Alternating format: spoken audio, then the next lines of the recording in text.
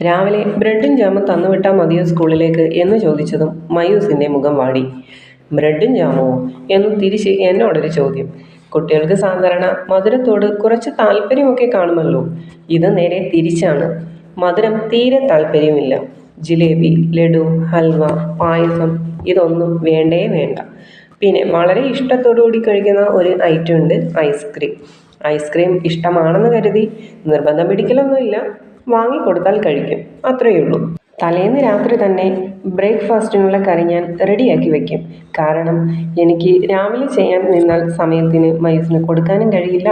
ഇനി റെഡിയാക്കിയാൽ തന്നെ വെപ്രാളം കൂടിയിട്ട് കറിയിൽ ഉപ്പ് കൂടും, മുളക് പൊടി കൂടും, അല്ലെങ്കിൽ കറി അടുക്കി പിടിച്ച് കരിഞ്ഞു പോകും. ഇന്ന് ബ്രെഡും ജാമും കൊടുത്തു വിടാമെന്ന പ്രതീക്ഷയിൽ ഞാൻ കറിയാക്കിയതുമില്ല. പെട്ടെന്ന് തന്നെ കുറച്ച് കിഴങ്ങറി വയ്ക്കാമെന്ന് കരുതി ഉരുളക്കിഴങ്ങും സവാളയും എല്ലാം അരിഞ്ഞെടുത്ത് അതിൻ്റെ കൂടെ ദോശയും കൂടി ആക്കിയാൽ കാര്യം കഴിഞ്ഞു. കുക്കറിലേക്ക് കിഴങ്ങെല്ലാം ഇട്ട് വഴറ്റിയെടുത്ത് പൊടികളും ചേർത്തപ്പോഴേക്കും മയൂസിൻ്റെ വിളി വന്നു. എൻ്റെ മുടി ഒന്ന് കെട്ടിത്താ അമ്മേ. അത് കേൾക്കേണ്ട താമസം മുടി കെട്ടാനായി ഓടി. ഈ രണ്ട് സൈഡും പിന്നിടണത് ആൾക്ക് അത്ര ഇഷ്ടമല്ല. പോണിട്ടയിൽ കെട്ടുന്നതാണ് കൂടുതൽ ഇഷ്ടം. പക്ഷേ സ്കൂളിൽ രണ്ട് സൈഡിലും പിന്നിയിട്ട് ചെല്ലുന്നതാണ് അതിൻ്റെ റൂള്. അല്ലെങ്കിൽ പിന്നെ പിന്നിടാനും വേണ്ടി മുടി ഉണ്ടാവരുത്.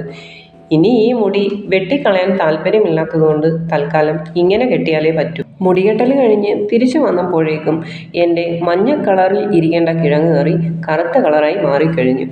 ബ്രെഡും ജാമും തന്നെ മതിയായിരുന്നു എന്ന് തോന്നിയ നിമിഷം എന്തായാലും ടേസ്റ്റ് നോക്കിയപ്പോൾ കണ്ട പോലെ വലിയ കുഴപ്പമില്ല എന്ന് മനസ്സിലായി.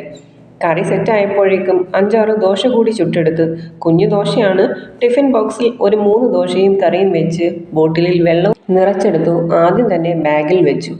അഥവാ ബസ് വന്നാലും ഫുഡ് എടുത്ത് വെക്കാത്ത ടെൻഷൻ വരരുതല്ലോ. ഇങ്ങനെ എനിക്ക് പണി കിട്ടിയിട്ടുണ്ട്. അതുകൊണ്ടാണ് ആദ്യം അത് ചെയ്തത്. ഇതിനിടയിൽ ഒരുപാട് തവണ മയൂസിൻ്റെ പിറകെ നടന്ന് ചോദിക്കേണ്ട കുറച്ച് കാര്യങ്ങളാണ്.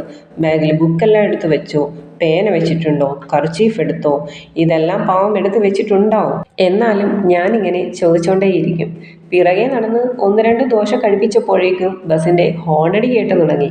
പെട്ടെന്ന് വായും കഴുകി ബാഗും എടുത്ത് മയൂസ് ഇറങ്ങി.